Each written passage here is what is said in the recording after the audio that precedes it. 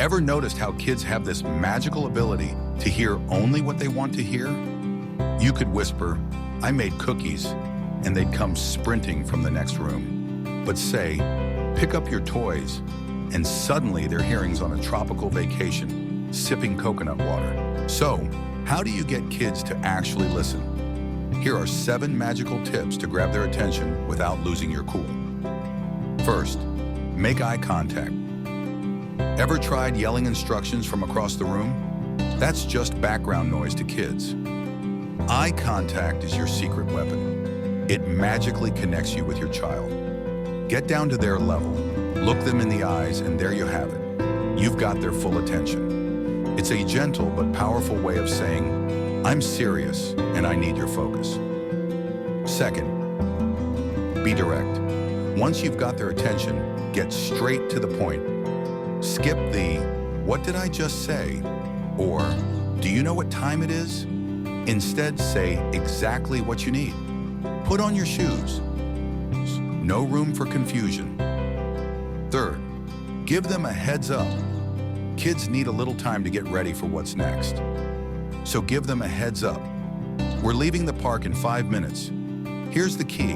Make the next activity sound exciting." Say something like, "We're going home to bake a cake." Suddenly the transition feels easier, and you're leading them into the next fun thing.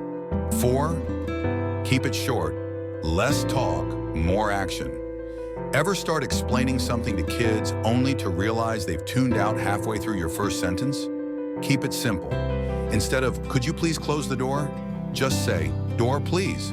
Short, clear instructions are much easier for kids to follow. 5, one task at a time. Multitasking, definitely not their thing. Instead of saying, "Put away your shoes, wash your hands, and clean up your room," try focusing on one task at a time. "Please put away your shoes." Once that's done, move on to the next mission. One step at a time means way less chaos and a lot more success. 6, use positive language. Our brains tend to ignore the word "don't." Tell someone, "Don't look." And what's the first thing they do? Yep, they look. Kids are the same. If you say, "Don't jump on the couch," they hear "jump." Instead, try, "Get down from the couch." It's clearer, and they're more likely to do what you ask. 7, offer assistance. Sometimes kids just need a little help. If your child is struggling to get dressed, offer a hand. Need some help with your jacket? It not only speeds things up, but also makes them feel like you're on their team. Teamwork makes the dream work. Bonus tip, make it fun. Let's face it, everyone loves a bit of motivation, especially kids. If a task seems pointless, they'll drop it quicker than a hot potato. Back in the day, phrases like, "Don't approach a tiger," were pretty convincing, right? But nowadays, "Clean your room" just doesn't have the same urgency. Here's a magical hack for you. Turn those boring chores into a fun game. Try this. Let's see who can pick up the most toys. Suddenly, cleaning becomes a competitive sport. Science backs it up.